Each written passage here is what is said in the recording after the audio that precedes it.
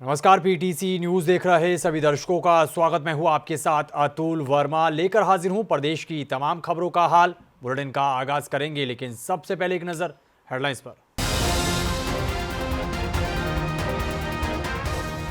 Bharat Pak cease fire के बाद भारतीय सेना ने की प्रेस कॉन्फ्रेंस। एयर मार्शल बोले, आतंकवाद और आतंकियों के खिलाफ थी हमारी कार्रवाई। हिसार में 39 बांग्लादेशी नागरिकों के पकड़े जाने की खबर। गैर कानूनी तरीके से हांसी में रह रहे थे सभी, पुलिस ने हिरासत में लिया। सीज फायर और पंजाब के साथ पानी के मुद्दे पर कैबिनेट मंत्री अनिल विज ने दिया बयान। पूर्व प्रधानमंत्री इंदिरा गांधी और भगवंत मान पर दी प्रतिक्रिया। चरखी दादरी में दर्दनाक हादसे में 2 चचेरे भाइयों की मौत। बाइक पर सवार होकर जा रहे थे दोनों भाई। गांव कारी रूपा दास के पास हादसा। और रोहतक के गांव मयाना में पैराग्लाइडिंग के दौरान हादसा। गांव मोखरा के पायलट की मौत। पैराग्लाइड में बैठी एक लड़की को आई चोटें।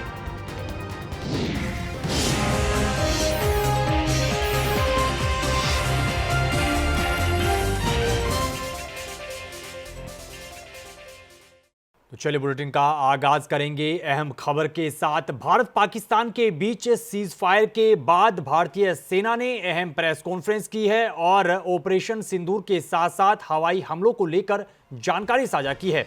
एयर मार्शल AK भारती ने कहा कि कल हमने विस्तार से ऑपरेशन के बारे में बताया था, जिसमें पाकिस्तान और POK में मौजूद आतंकी संगठनों के खिलाफ कार्रवाई की गई थी। हमारी लड़ाई आतंकवाद और आतंक फैलाने वालों के खिलाफ था, इसलिए 7 मई को हमने केवल आतंकवादी ठिकानों पर ही हमला किया था। लेकिन अफसोस इस बात का है कि पाकिस्तानी सेना ने आतंकवादियों का साथ देना उचित समझा और आतंकवादियों की लड़ाई को अपनी लड़ाई बना लिया।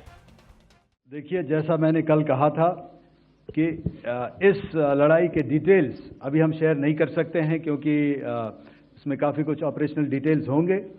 कितने जहाज थे दोनों तरफ से, किस तरह की लड़ाई हुई, these are questions of technical details which we may not be able to share firstly, and which we may not be able to share to explain to you the way it needs to be explained.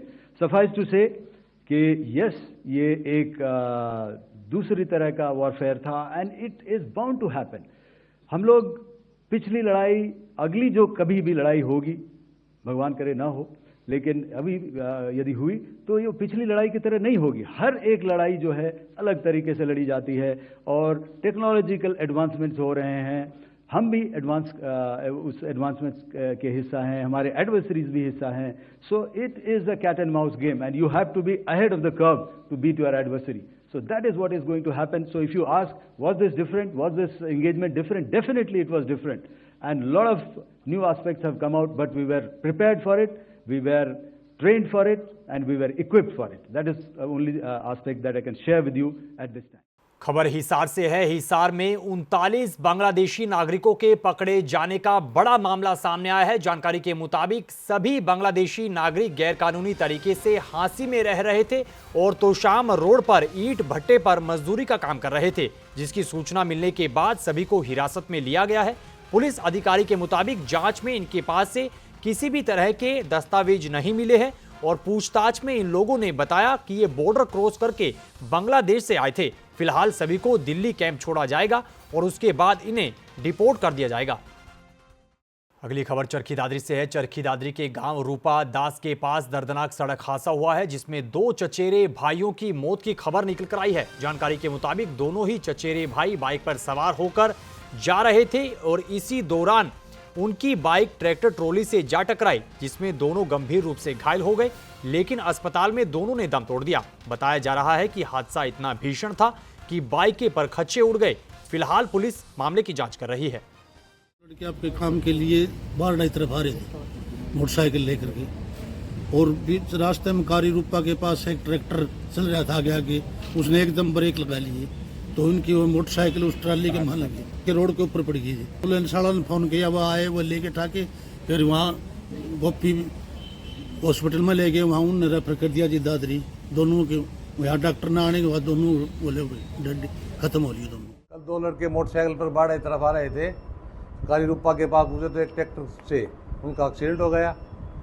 जो मौके पर सूचना पाकर मौके पर पहुंचे, जो मृतक प्रदीप के भाई संदीप के बयान के ऊपर मुकदमा दर्ज कर कार्रवाई अमल में लाई जा रही है। जो मौका से ट्रैक्टर चालक फरार है।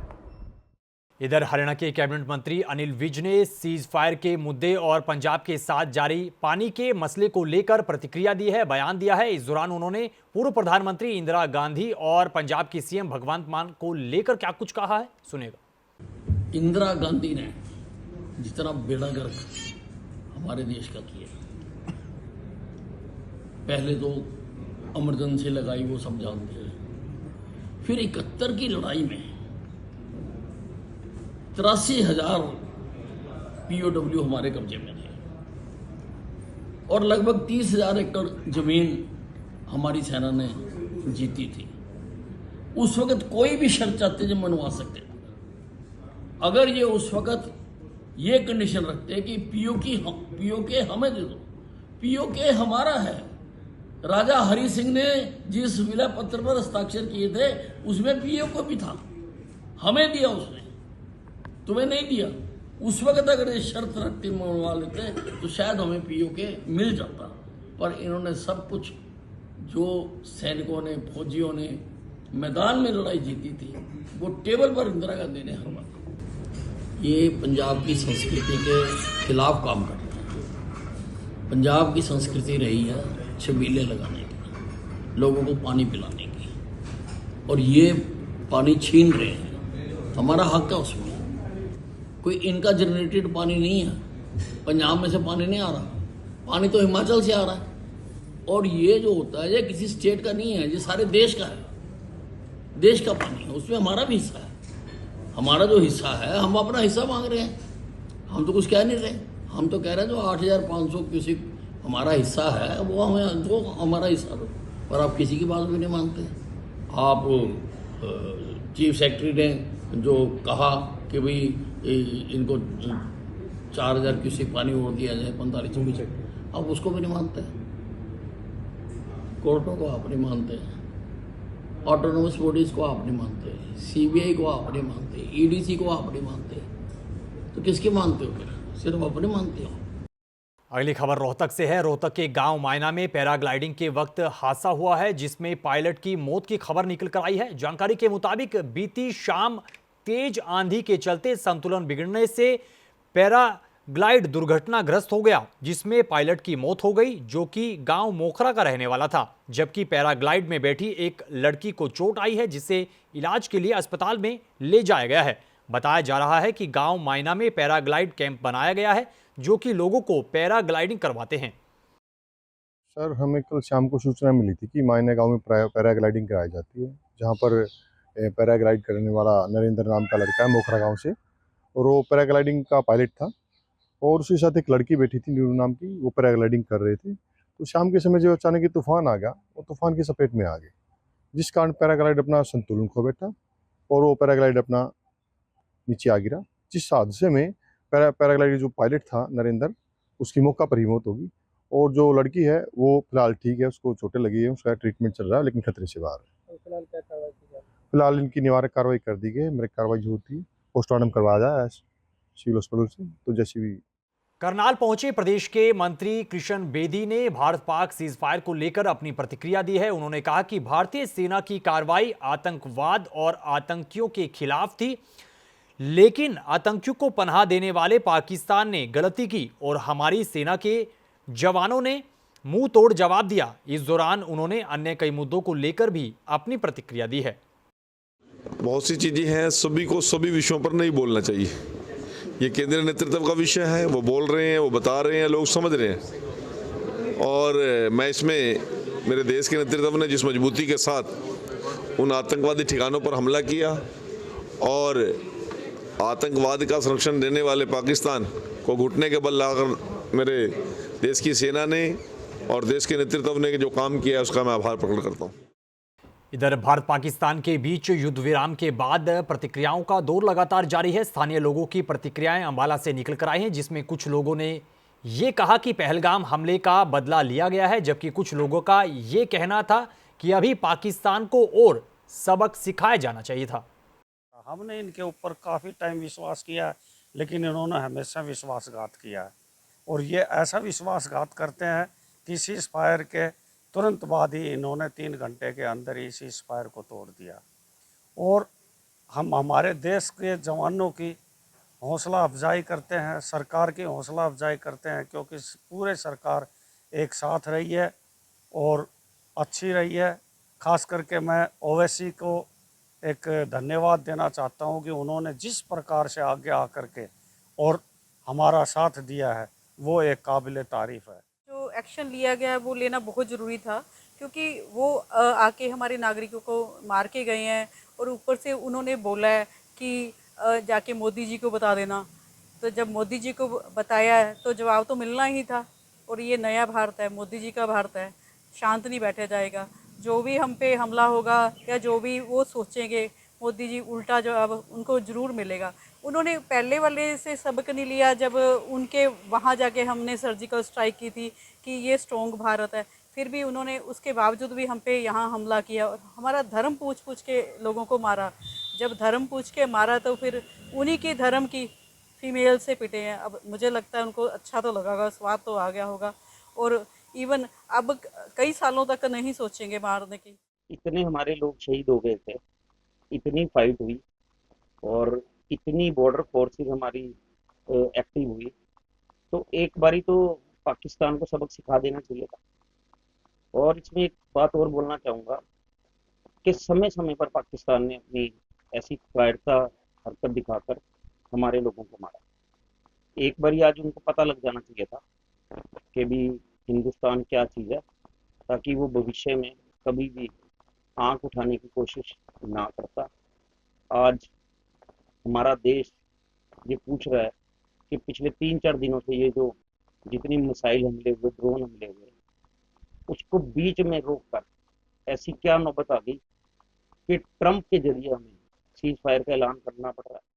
अगली खबर महेंद्रगढ़ से है। महेंद्रगढ़ में सब डिपो के बिल्डिंग की जर्जर हालत के कारण स्थानीय यात्रियों को काफी परेशानी का सामना करना पड़ रहा है। यात्रियों के मुताबिक पूर्व मुख्यमंत्री मनोहर लाल खट्टर ने इसकी आधारशिला रखी थी और वर्चुअली इसका उद्घाटन भी किया था, लेकिन अभी उद्घाटन को 1 साल का समय बीता है और अभी तक यहां ना तो सब डिपो की शुरुआत हुई है और ना ही वर्कशॉप की। वहीं सब डिपो शुरू ना होने से यात्रियों को काफी परेशानी का सामना करना पड़ रहा है। स्थानीय यात्रियों ने इस बात का खास तौर पर जिक्र किया है। 2021 में जो है तैयार हो गया था, बिल्कुल 1 फरवरी 2021 में चाबी ठेकेदार ने जो उसने इसको पीडब्ल्यूडी और रोडवेज विभाग को सौंप दी थी और ये उसमें कमियां होती रही। कमियां होने के बाद जो है कभी चंडीगढ़ से बार टीमें आई, उसके बाद 7 मार्च 2024 को इसको ऑनलाइन जो है उद्घाटन मनोहर लाल खट्टर ने कर दिया और हमें पता लगा कि भी ये सब डिपोना और वर्कशॉप है, इसकी फिर फाइल हमें दिखाई गई तो वो एफडी के पास चंडीगढ़ फाइल पड़ी हुई है और हमें पूरा प्रयास भी कर रहे हैं, विधायक साहब भी प्रयास कर रहे हैं और हमारा जो सामाजिक संगठन है हर प्रकार की जो यहाँ धरना प्रदर्शन, भैंस के का बीन बजाना, पंडित जी को जिमाना, पता नहीं किस चीज़ नए तरीक़े से हमने सरकार को जगाने का काम किया, परंतु 3-4 साल हो गए सरकार बिल्कुल नहीं जागी और हम जब तक लोगों को क्षेत्र को भी विश्वास नहीं कि भी सब डिपो कभी चालू भी होगा। खबरों में आगे बढ़ेंगे, अगली खबर का जिक्र करेंगे। हाल ही में गुरुग्राम में आयोजित हुई ऑल इंडिया कराटे चैंपियनशिप में भिवानी की कराटे अकादमी के खिलाड़ियों ने शानदार प्रदर्शन किया है और 9 गोल्ड मेडल के साथ कुल 31 मेडल पर अपना कब्जा जमाया है। वहीं चैंपियनशिप में मेडल जीतकर वापिस लौटे कराटे खिलाड़ियों का जोरदार स्वागत किया गया। भिवानी में हुए कार्यक्रम में केंद्रीय मंत्री मनोहर लाल खट्टर के मुख्य मीडिया सलाहकार ने शिरकत की। इस दौरान उन्होंने खिलाड़ियों को सम्मानित किया और उनके खेल की जमकर सराहना भी की। भिवानी में जिसको छोटी काशी कहा जाता है, बड़ा मन उत्साहित है कि छोटी काशी में हमें भी आने का सौभाग्य मिला। मैं अपने बड़े भाई बड़गुजर जी का भी धन्यवाद करता हूं, इन्होंने मुझे आने का सौभाग्य दिया और जो ये बालाजी एकेडमी है इनका मैं दिल की गहराई से हार्दिक अभिनंदन और स्वागत करता हूं। इसी प्रकार से बच्चों का उत्साहवर्धन करते रहें ताकि आने वाला भविष्य यही है। कोई बच्चा IAS बनेगा तो कोई देश में बड़ा नाम नेता बन के करेगा, लेकिन जिस प्रकार से कराटे प्रतियोगिता है ये सेल्फ कॉन्फिडेंस का प्रतीक है। सेल्फ कॉन्फिडेंस जब बच्चे में आ जाता है तो आगे बढ़ने में बड़ी कठिनाई नहीं होती है बच्चों को। तो ये इस प्रकार से जिस प्रकार से कोचिंग होती है IAS IPS की, ये भी एक कोचिंग के समान है। मैं इनको बधाई देता हूँ और सभी जितने अभिभावक आए उनको भी बधाई देता हूँ, और जो ये बालाजी एकेडमी है इनके संचालक हैं उनको भी बधाई देता हूँ। मैं इनको विश्वास दिलाता हूँ 10 साल पहले एक हरियाणा प्रदेश में एक ऐसे राजनीतिक संत ने सत्ता संभाली जिसने हरियाणा प्रदेश में चूल-अचूल परिवर्तन किया। तो इस खबर के साथ फिलहाल इस बुलेटिन में इतना ही, लेकिन PTC न्यूज़ पर खबरों का सिलसिला बदस्तूर जारी है। आप बने रहिए PTC न्यूज़ के साथ। फिलहाल के लिए दीजिए इजाजत। नमस्कार।